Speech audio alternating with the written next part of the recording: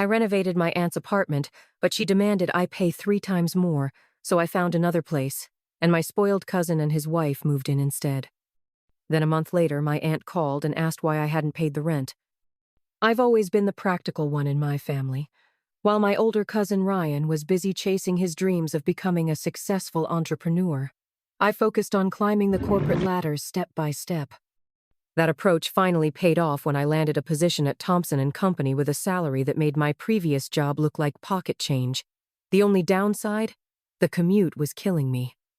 2 hours each way meant I was spending 4 hours a day just getting to and from work. After 2 weeks of this nightmare, I knew I had to find a place closer to the office. That Saturday, I went to my aunt's house for our traditional family dinner.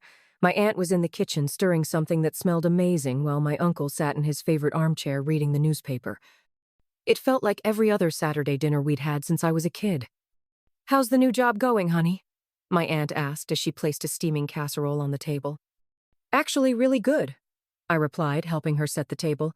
"The only problem is the commute. I'm looking for a new place to rent closer to work." That's when I noticed my aunt and uncle exchange one of those looks they'd perfected over their 30 years of marriage.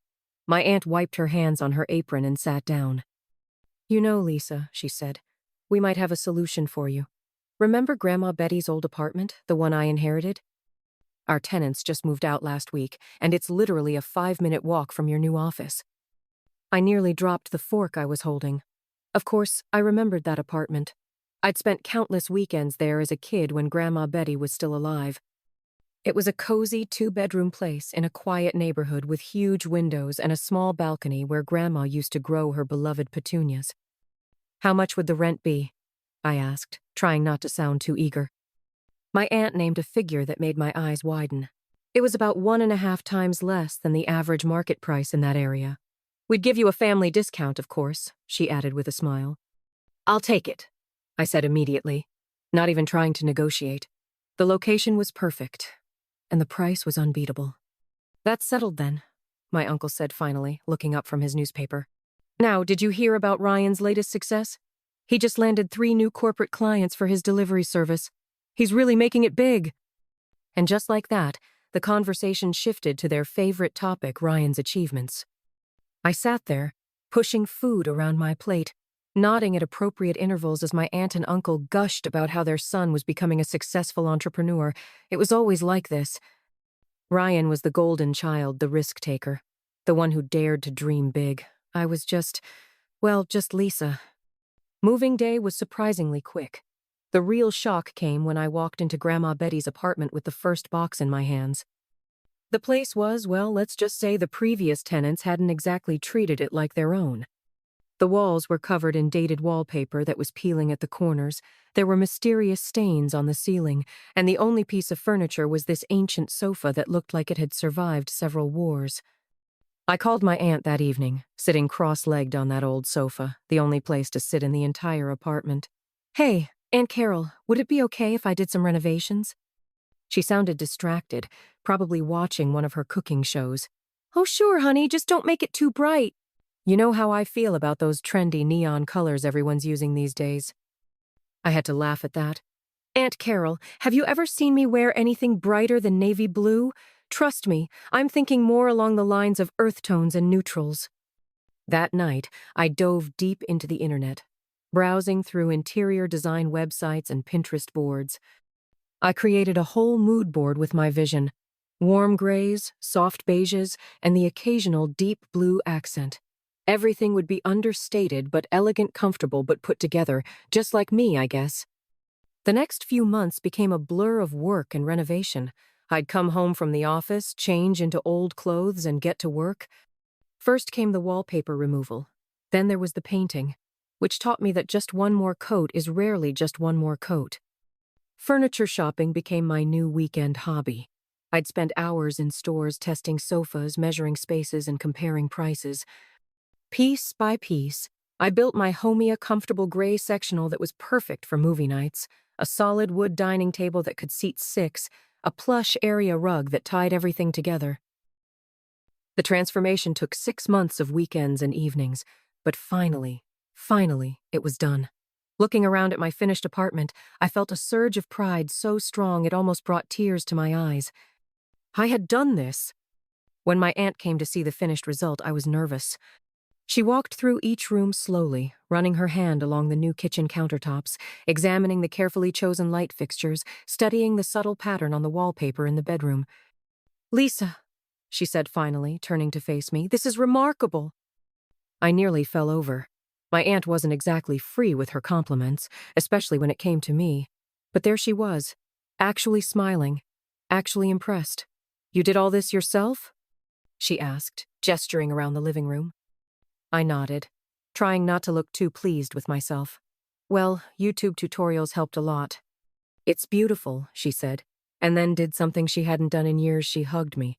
A real hug, not one of those quick obligatory ones she usually gave me at family gatherings. 2 weeks later, I headed to another family dinner, practically bouncing with excitement. I'd gotten a promotion at work, senior account manager, with a nice salary bump and my own team to lead. I couldn't wait to share the news. "Aunt Carol, Uncle Mike," I said during a lull in the conversation, "I have some good news. I got promoted at work." My aunt barely glanced up from her plate. "That's nice, dear." She turned to Uncle Mike, her voice dropping. "Have you heard from Ryan today?" That's when the real dinner conversation started. It turned out my cousin's delivery service was in trouble. A bigger competitor had moved into town, some national chain with fancy tracking apps and lower prices. Ryan's clients were jumping ship faster than rats from a sinking vessel. "We're going to help him," Uncle Mike announced, pushing his plate away. "We've decided to take out a loan." I nearly choked on my water. "A loan? Look, maybe this is actually an opportunity. If he can't compete with this bigger company, maybe it's time to try something else. Starting over might be better than throwing good money after bad." The silence that followed was deafening. My aunt and uncle exchanged one of their looks, not the fond ones they usually shared, but the kind that said they were disappointed in me again. "You don't understand business, Lisa," Uncle Mike said finally, his voice stern. "You've always played it safe with your office jobs. Ryan is an entrepreneur.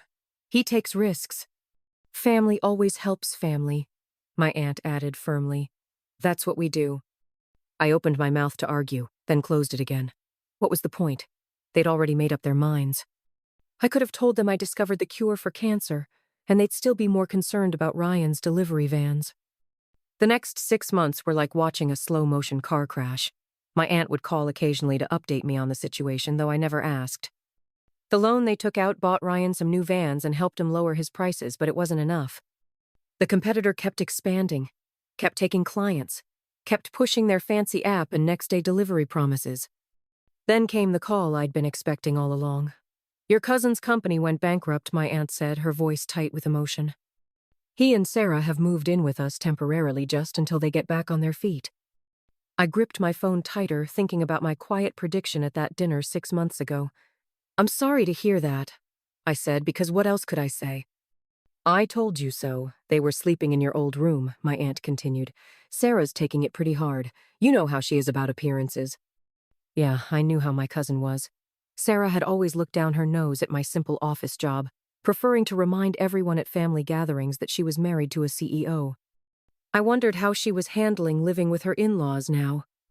That weekend, I drove to my aunt's house, telling myself it was just another family dinner, but as soon as I walked through the door, the tension in the air was thick enough to cut with a knife. Ryan was sprawled on the living room couch, scrolling through his phone. He barely looked up when I entered, offering only a grunt that might have been "hey."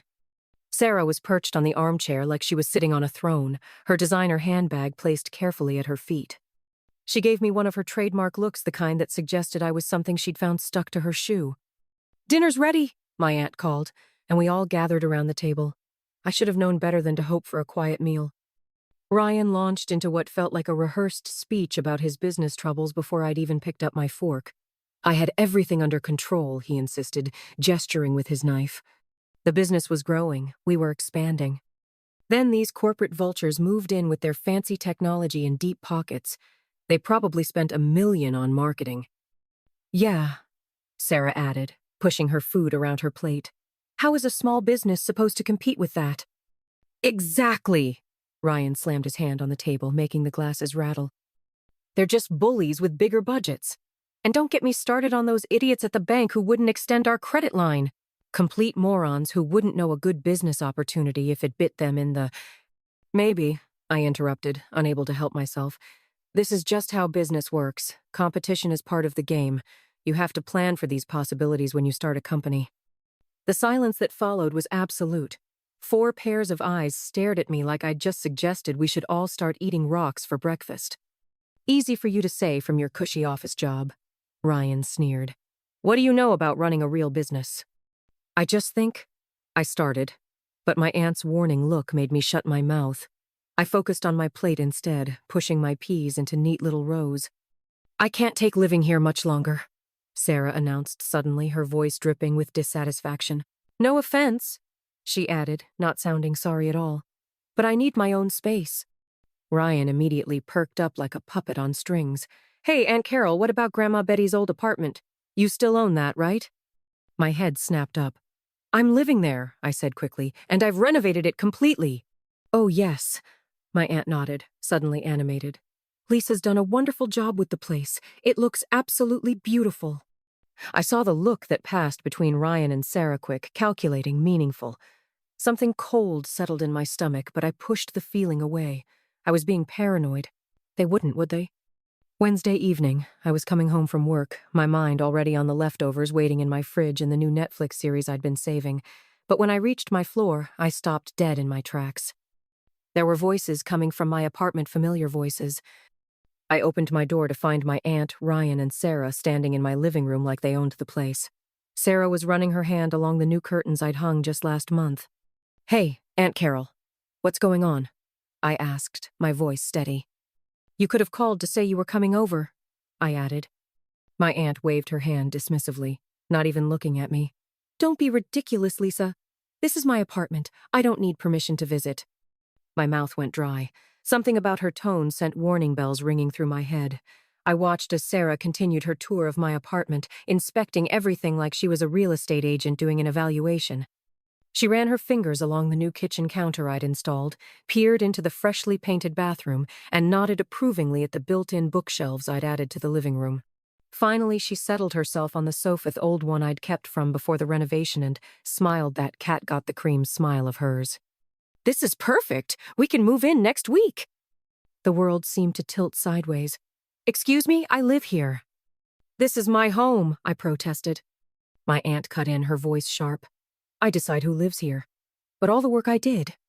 I gestured around at the walls I'd painted, the floors I'd refinished, the countless hours of labor I'd poured into this place. I transformed this apartment. Oh, yes. My aunt's smile turned calculating. Actually, since you've improved the apartment so much, the market value has gone up significantly. If you want to stay, the new rent will be 3 times what you're paying now. The blood drained from my face as everything clicked into place. They'd planned this. My aunt knew I couldn't afford triple the rent. My promotion was good, but not that good. You're trying to force me out, I said, my voice barely a whisper.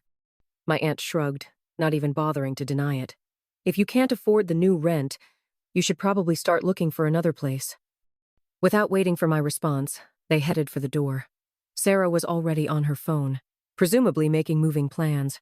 Ryan hadn't said a word the entire time. He didn't need to. My aunt paused in the doorway but didn't turn around. 1 week, she repeated, then pulled the door shut behind them. I stood in the middle of my living room, the living room I had painted, decorated, and made into a homey, and felt the walls closing in. The proud warmth I'd felt showing my aunt my renovation just months ago turned to ashes in my mouth. While my family probably expected me to spend that evening crying into my pillow, I was already on my phone, scrolling through rental listings. By midnight, I'd found the perfect place, a modern 1-bedroom just 2 blocks from my office. The rent was higher than what I'd been paying my aunt, but I didn't care. First thing Thursday morning, I called in sick to work for the first time in 3 years. By 9 a.m., I toured the new apartment. By 10 a.m., I'd signed the lease and paid the deposit. The landlord, a no-nonsense woman named Janet, raised an eyebrow when I asked if I could move in immediately. Next stop, a moving company. I found one that specialized in same-day moves and didn't mind paying the rush fee.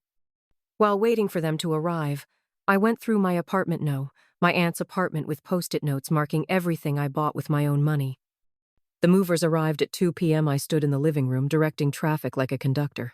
The gray sectional, mine. The dining table and chairs, mine. All the kitchen appliances except the stove and fridge, mine. Those bookshelves, I installed them myself. They're coming too. Item by item, my things went into the truck, the coffee maker I'd splurged on after my promotion, the memory foam mattress I bought during a Black Friday sale, the television mount I'd installed myself after watching 3 different YouTube tutorials. Everything I'd purchased to make this place a home, all of it went into boxes and onto the truck. When they finished, the apartment looked almost exactly as it had the day I moved, in empty walls, bare floors, and that old sofa sitting alone in the middle of the living room like a captain going down with his ship. I took one last look around, remembering all the weekends I'd spent painting these walls, all the evening hours I'd invested in making this place beautiful.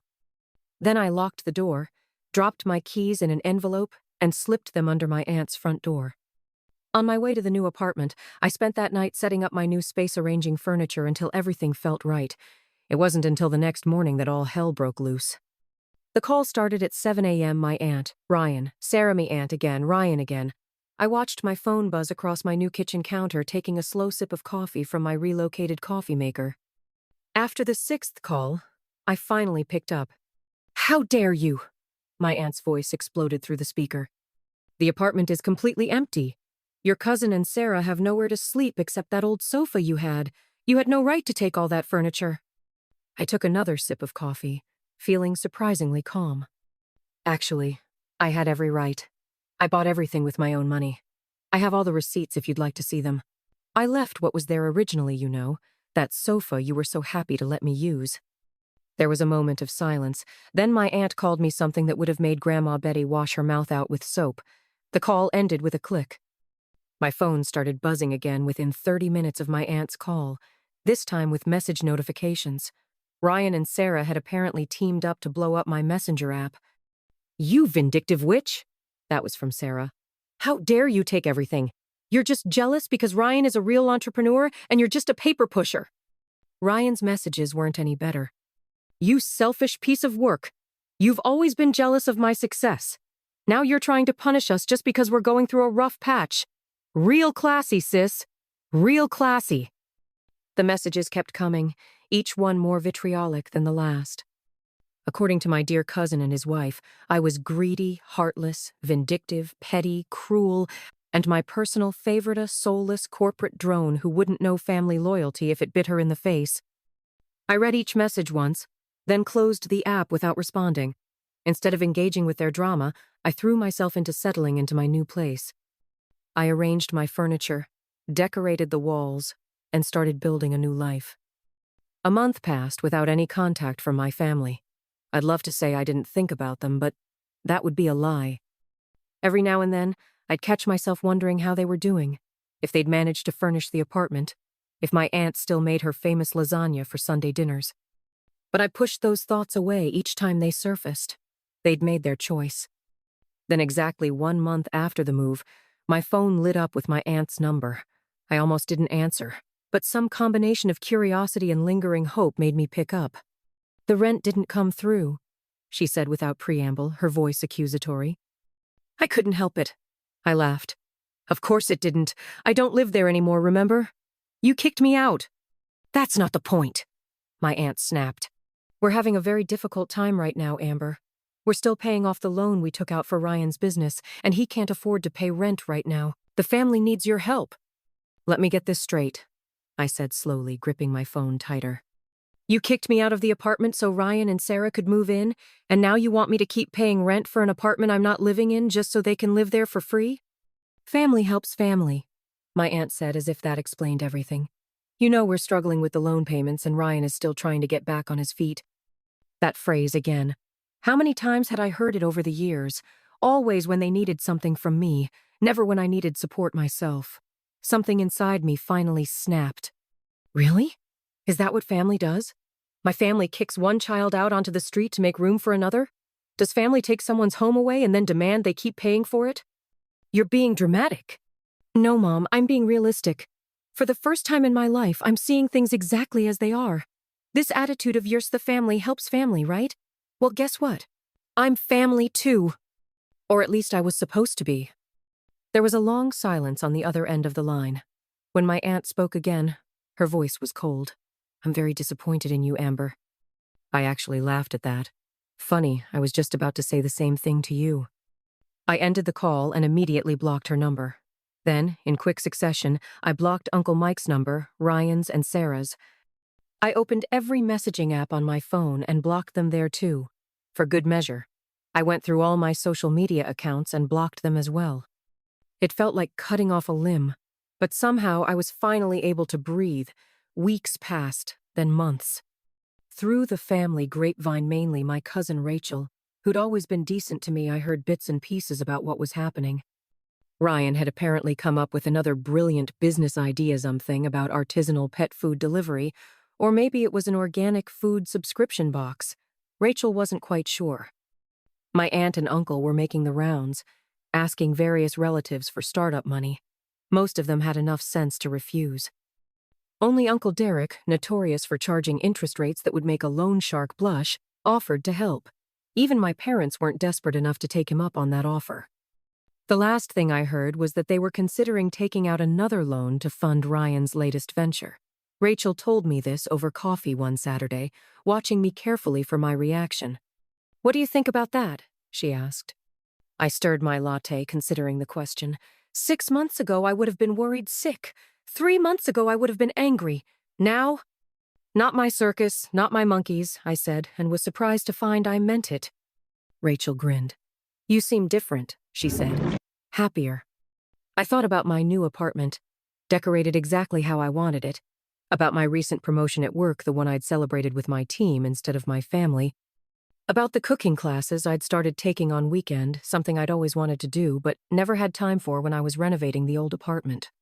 "I am," I replied. "I really am."